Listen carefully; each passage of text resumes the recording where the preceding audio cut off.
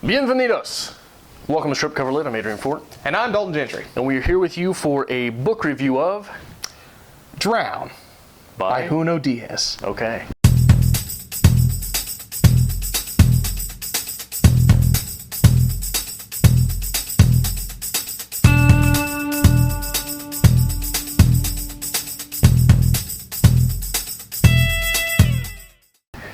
So did you have a favorite quote from the piece? I did.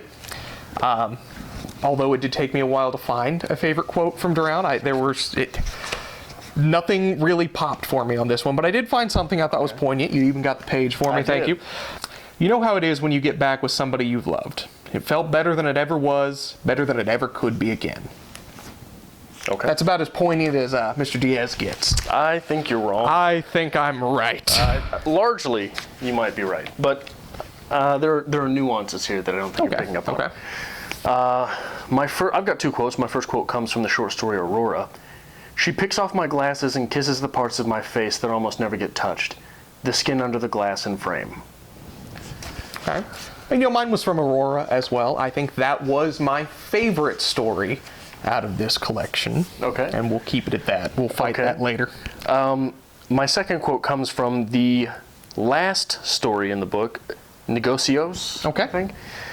Whenever he felt weak, he'd take from under the couch the road map he bought at a gas station and trace his fingers up the coast, enunciating the city names slowly, trying to copy the awful crunch of sounds that was English.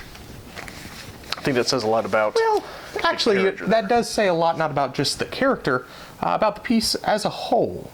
There seems to be a really big coupling between the two languages here. So I like that. So prove me wrong already off the bat. That's a great start to this video. Thank you. That's how we normally go. So let's try to do things maybe just a little different this time around. Right. Let's talk about what we thought was good and what we thought was bad. Let's just get that off. We're changing things up a little bit, taking into account a lot of the criticisms that we've been getting on the channel, and we're going to make this more traditional reviewy. We're going to give you 6 quick hits that are positives, 6 quick hits that are bad, and then we're going to fight it out. And we'll fight it out. Okay. Absolutely, yeah. So what's your first positive? My first positive is it gives us a chance to see something from many points of view.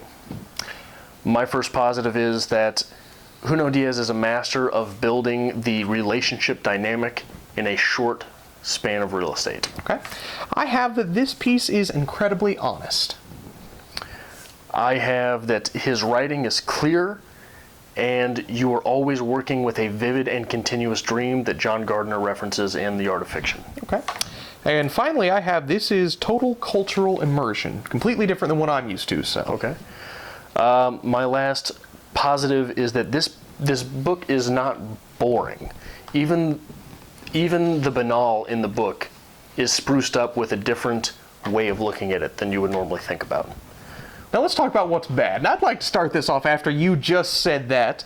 Last week we talked about Gertrude Stein. And we said you must read what is truly good or what is frankly bad. This is the in-between. This is the blah. It's there. I can see that. He only really tells 2 stories in this group of short stories. He tells conflict with brother and conflict with lover. Okay. A lot of conflict with brother. Yeah. A lot of conflict with brother. I have that these stories lack any traditional meaning or plot, for lack of a better word. Okay. My second negative is that every first-person narrator is the same first-person narrator. And it's not just that. Every group of friends has that guy that whenever he leaves, you think, poor Dalton. Oh, poor Dalton. Nobody wants to make fun of Dalton, but it will happen, and everyone will feel bad afterwards. But damn it, it was funny. Nobody really wants to make fun of Dalton. I think you don't know my group of friends well. Well, no one.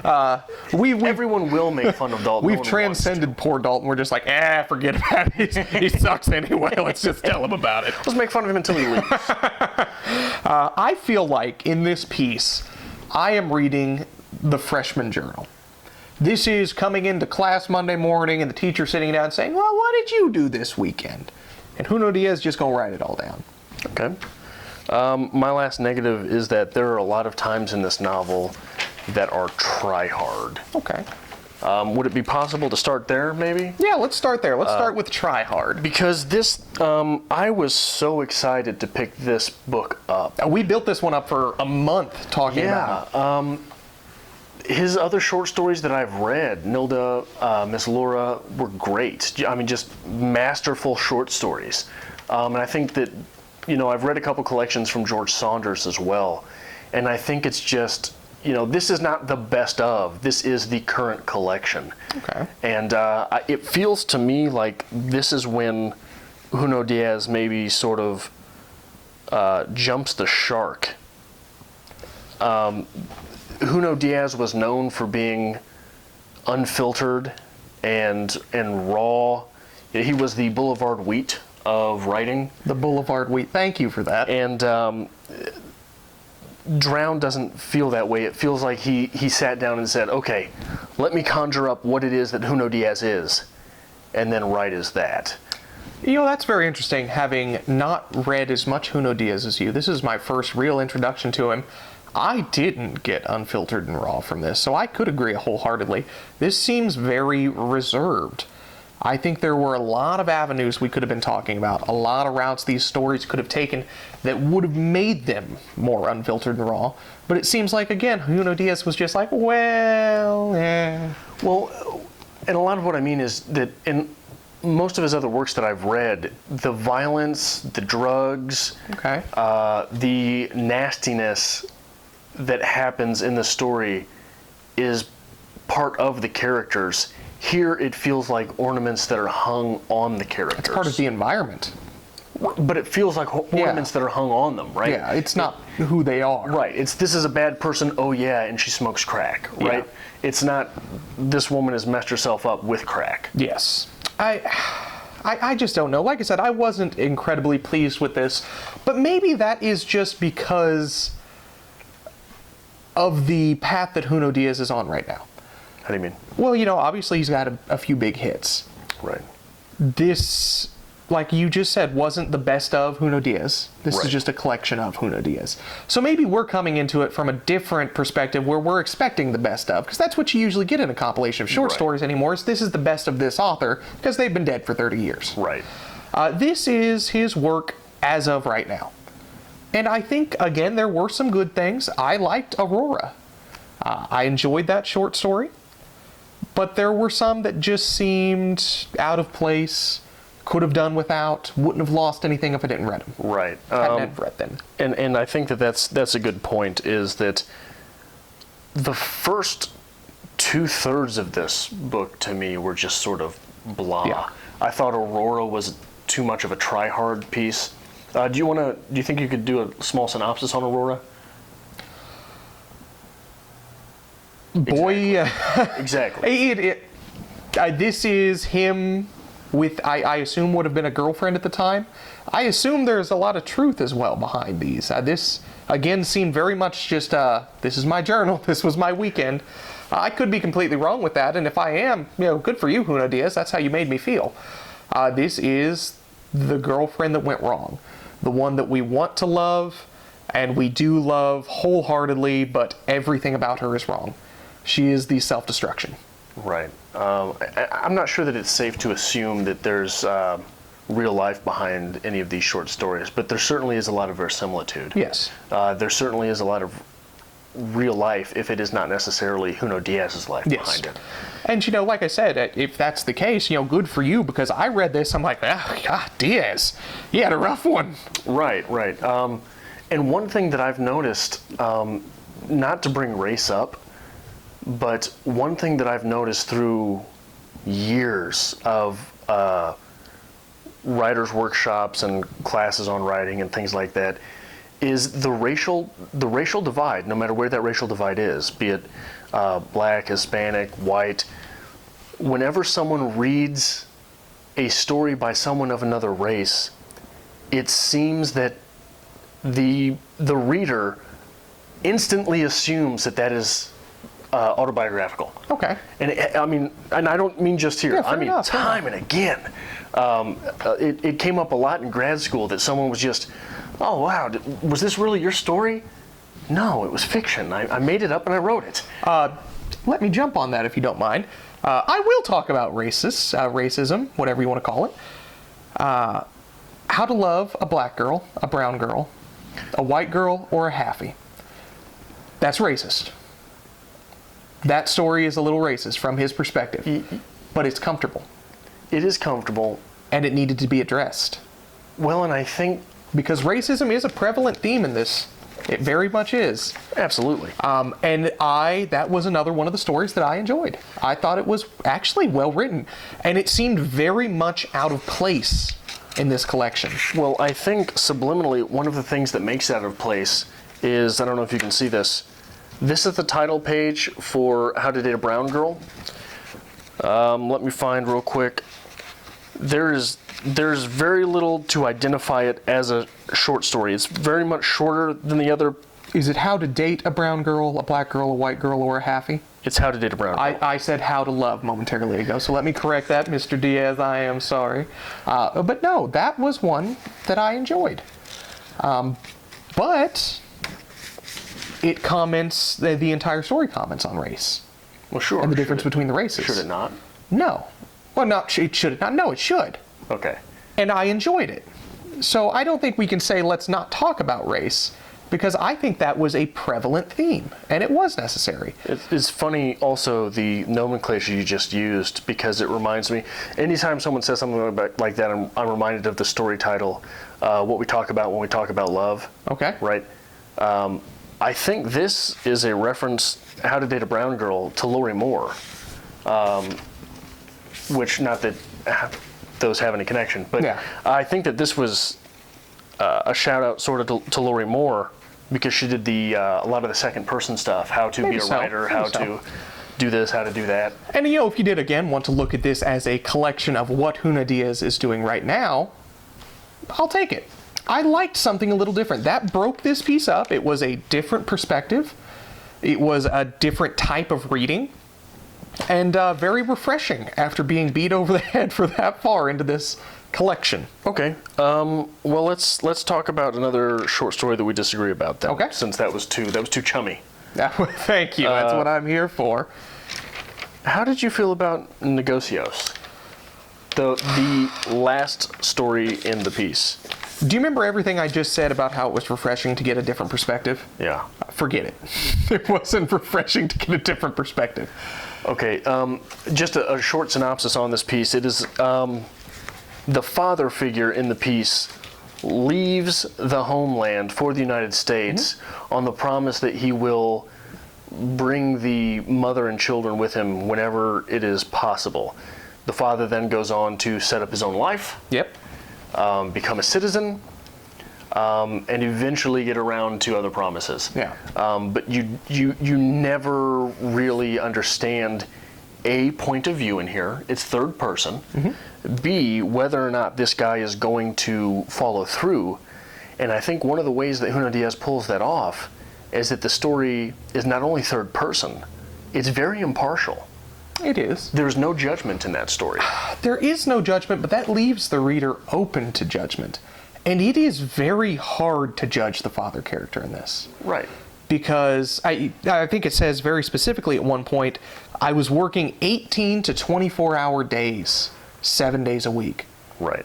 18 or 19 or 20. 19 or 20. Yeah. And he's talking about maybe sleeping for 2 or 3 hours and then going to his next job. Right. And in between the 2 or 3 hours he had, he'd wash his uniforms, his aprons. Yeah. And maybe get a quick nap in. The man is doing everything he can to reach this American dream. Right. And he starts out, sending money to his family, and his goal is he's going to get his family to the United States. He's going to have to marry a woman so he gets citizenship, but that's acceptable because this will eventually get his family there. And then it seems like he loses himself. Well, sure. And he goes from a very respectable character just killing himself to get a life for himself. And his family. To just not really the nicest of guys. And I'm not really sure if I liked him. Right, and I think that was a gorgeous trick by Diaz. Yeah. And here's one thing, one small thing that it reminded me of. It reminded me of the short story Wickedness by Ron Hansen. All right. Wickedness is the story of a storm and how this storm ravaged a community.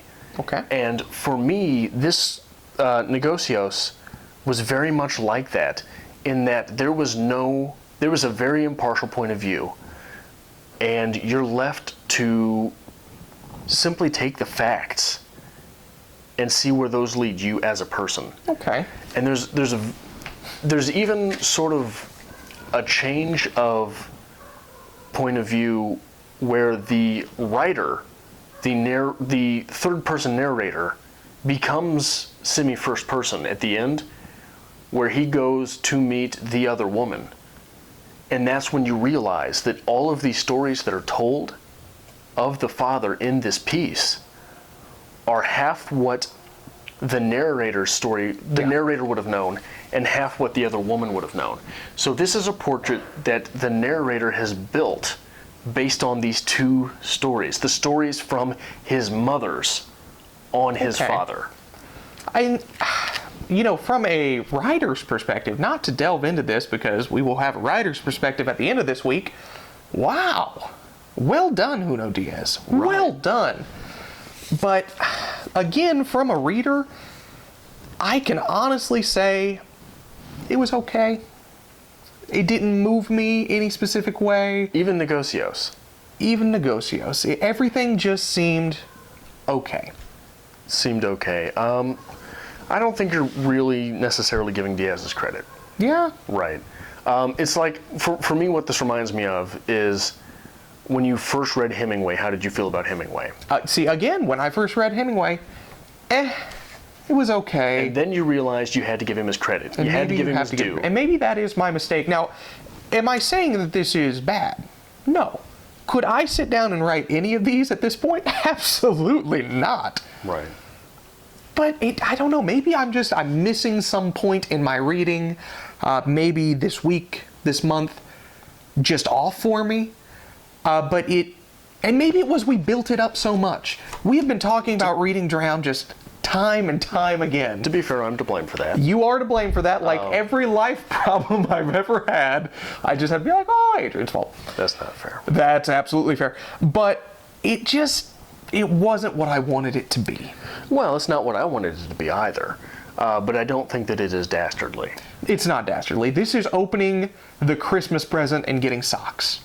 You're going to like them, you're going to appreciate them, but they're socks, man. But like I said, they're socks with Marvel characters on them, right?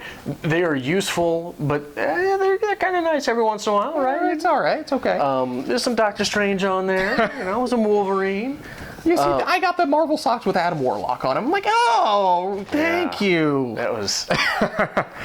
But I don't know. I'm very torn on Diaz. Now, I think Torn on Drown.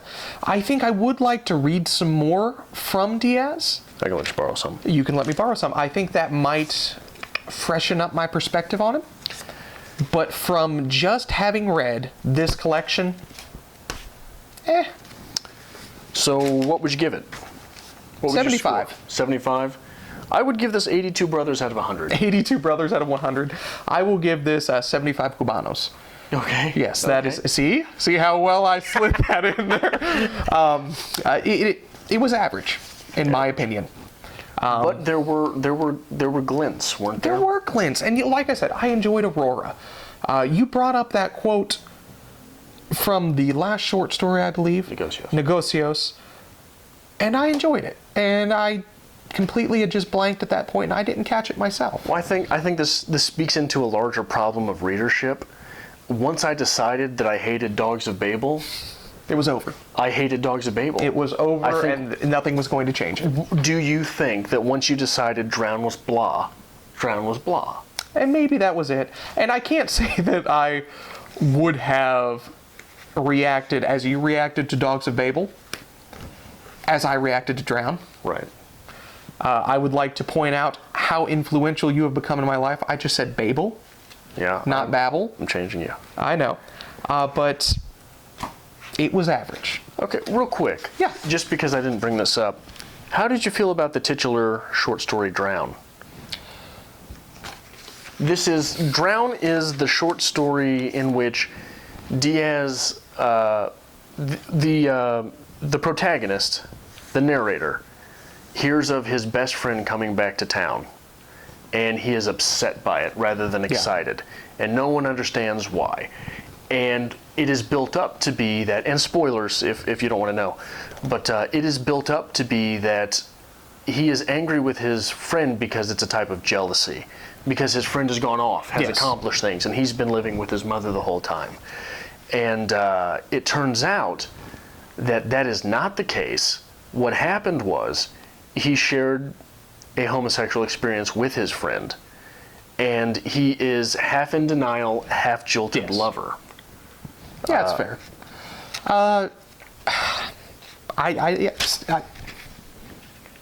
I assume he just put all of his titles on a dartboard and hit that one. Really? Yeah. I thought that was the second best story in this, next to Negocios. You think so? Yeah, I thought that was masterful how he played with your expectations. Okay. Pun not intended. And I hate you so much. That's funny. That is hilarious. Carry on.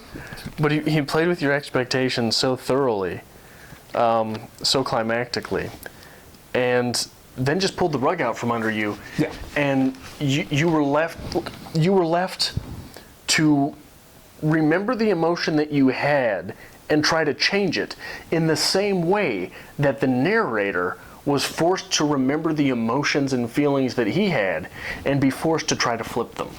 And right? I think what I would have really enjoyed with Drown, as we're continuing to just drag this one out, is if I could have read them individually. Okay. If you would have given me the short story Drown. And you didn't have to read it in a week and a half. And I wasn't reading this in a week and a half, and I was sitting there like, oh, Drown by Junot Diaz, short story. Maybe there would have been more for me. But again, maybe I had just ruined my expectations at that point, so I'm not sure. You didn't see the nuance in that story. I don't think I got that. I thought it was a beautiful meta moment when you were forced to remember the emotion that you had in the same way that the narrator is forced to reinvent the narrative that he had given himself. Fair enough. So, have you ever read any Junot Diaz? What do you think of this man? Make sure you hit the subscribe button, because Dalton wasn't going to tell you to do so, and then he was going to yell at me afterwards that I didn't. That's what I do. Thank you for watching. Thank you for watching another episode of Strip Cover Lit. It is part of our goal to bring you literature, be that from the writer's perspective, the reader's perspective, be it from film, books, poetry, no matter what. That's part of our goal here. The best of literature and writing almost every day of the week. Right. So if you noticed something here that brought value to your writer's life, we'd really appreciate it if you hit that subscribe button. That really is what pushes us. I mean, we wake up every day, we're like, hey, how many people are actually following? How many people are watching? What can we do here? So make sure you're hitting the subscribe button. Join us every week, actually. Monday, we'll start your week off with a 6 list, get you back into your literary week. Tuesday, we'll hit you with our reader's review. Book review, pretty simple, easy, straightforward. We'll go back into another 6 list on Wednesday. Thursday, we do a little bit of something fun. We'll do challenges, we'll do tags, maybe book hauls. Maybe a makeup challenge. A makeup challenge. We'll see what's coming. Friday, we'll hit you with a writer's quote of the week, get you through the weekend, make you think. Saturday, we'll hit a writer's workshop of the same book that we covered in the reader's review. And Sunday, we'll try to get our normal lives back in order to come right back on Monday. So make sure not only that you hit the subscribe button, but that you follow us on Twitter at @StripCoverLit, @StripCover. @StripCover on Twitter. Because on Facebook, we're @StripCoverLit. And on Instagram, we are... On Instagram, we are @StripCoverLit. I don't have the internet. I know you don't. Make sure you hit that subscribe button, guys, and we'll see you next time.